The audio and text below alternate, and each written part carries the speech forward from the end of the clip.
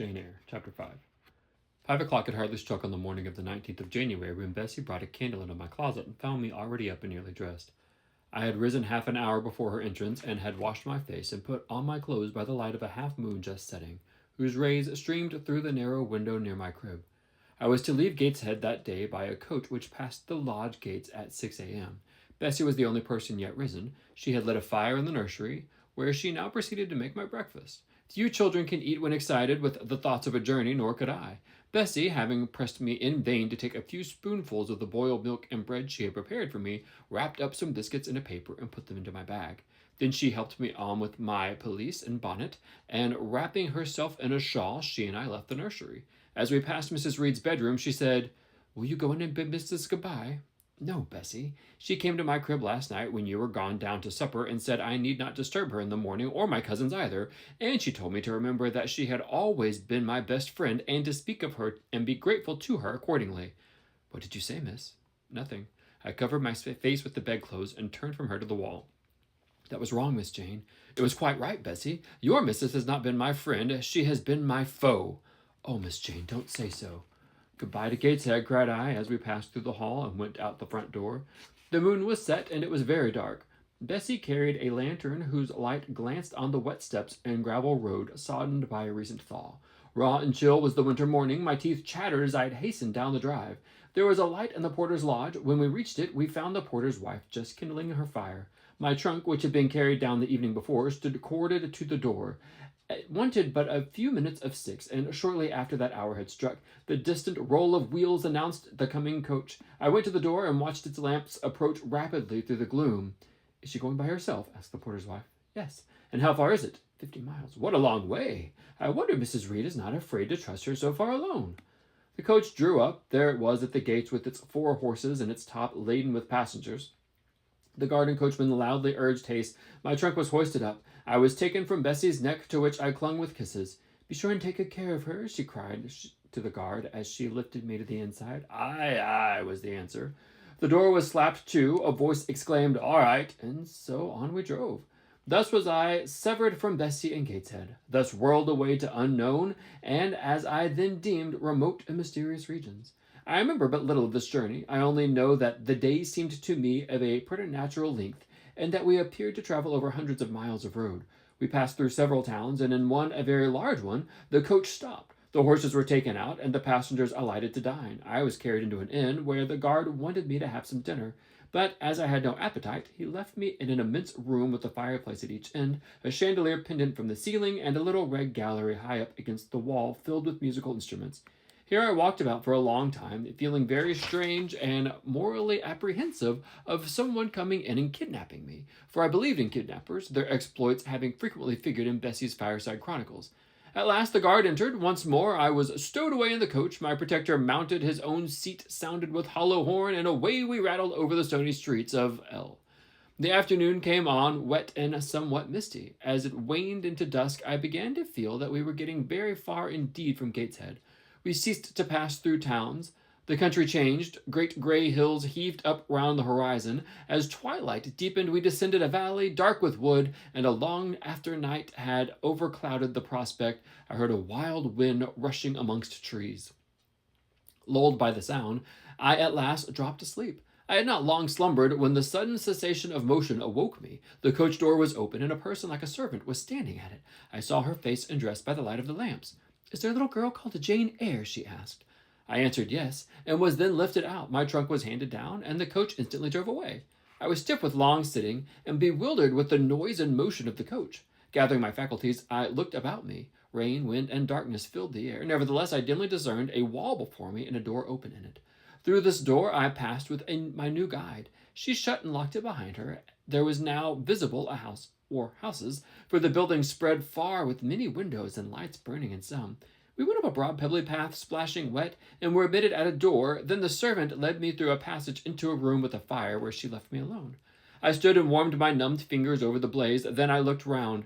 There was no candle, but the uncertain light from the hearth showed, by intervals, papered walls, carpet, curtains, shining mahogany furniture. It was a parlor, not so spacious or splendid as the drawing-room at Gateshead, but comfortable enough. It was puzzling to make out the subject of a picture on the wall when the door opened and an individual carrying a light entered. Another followed close behind. This was a tall lady with dark hair, dark eyes, and a pale and large forehead. Her figure was partly enveloped in a shawl. Her countenance was grave, her bearing erect. "The child is very young to be sent alone," said she, putting her candle down on the table. She considered me attentively for a minute or two, then further added, "She had better be put to bed soon. She looks tired." "Are you tired?" she asked, placing her hand on my shoulder. "A little, ma'am." "And hungry too, no doubt. Let her have some supper before she goes to bed, Miss Miller. Is this the first time that you have left your parents to come to school, my little girl?" I explained to her that I had no parents. She inquired how long they had been dead, then how old I was, what was my name, whether I could read, write, and sew a little. Then she touched my cheek gently with her forefinger, saying she hoped I should be a good child, dismissed me along with Miss Miller. The lady I had left might be about 29. The one who went with me appeared some years younger. The first impressed me by her voice, look, and air. Miss Miller was more ordinary, ruddy in complexion, though of a careworn countenance, hurried in a gait and action like one who had always a multiplicity of tasks on hand. She looked indeed what I afterwards found she really was, an under-teacher. Led by her, I passed from compartment to compartment, from passage to passage of a large and irregular building, till, emerging from the total and somewhat dreary silence pervading that portion of the house we had traversed, we came upon the hum of many voices, and presently entered a wide, long room, with great deal of tables, two at each end, on each of which burnt a pair of candles, and seated all round on benches a congregation of girls of every age, from 9 to 10 or 20. Seen by the dim lights of the dips, their number to me appeared countless, though not in reality exceeding 80. They were uniformly dressed in brown stuff frocks of quaint fashion, and long holland pinafores. It was the hour of study. They were engaged in combing over their tomorrow's task, and the hum I had heard was the combined result of their whispered repetitions. Miss Miller signed to me to sit on the bench near the door. Then, walking up to the top of the long room, she cried out, "Monitors, collect the lesson books and put them away." Four tall girls arose from different tables, and, going round, gathered the books and removed them. Miss Miller again gave the word of command, "Monitors, fetch the supper trays."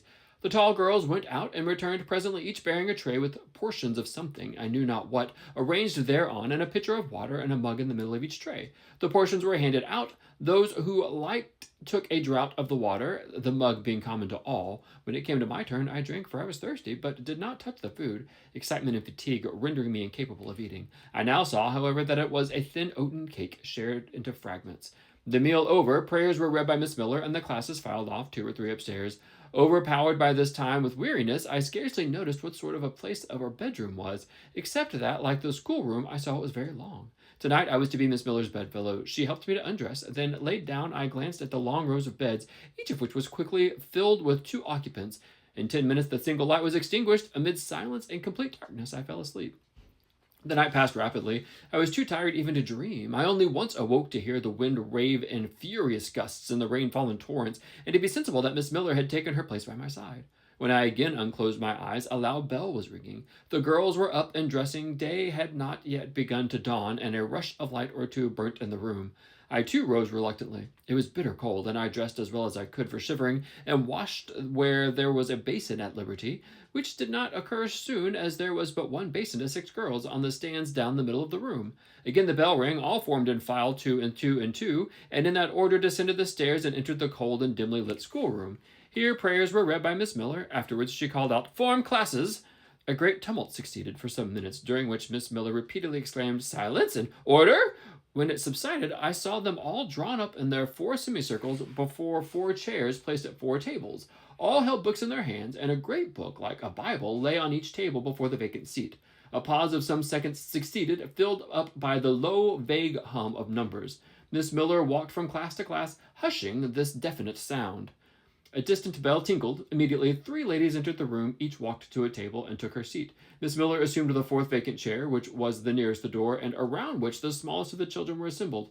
To this inferior class I was called, and placed at the bottom of it. Business now begun. The day's collect was repeated. Then certain texts of Scripture were said, and to these succeeded a protracted reading of the chapters of the Bible, which lasted an hour. By the time that exercise was terminated, day had fully dawned. The indefatigable bell now sounded on the 4th time. The classes were marshaled and marched into another room for breakfast. How glad I was to behold a prospect of getting something to eat! I was now nearly sick from inanition, which had taken so little the day before.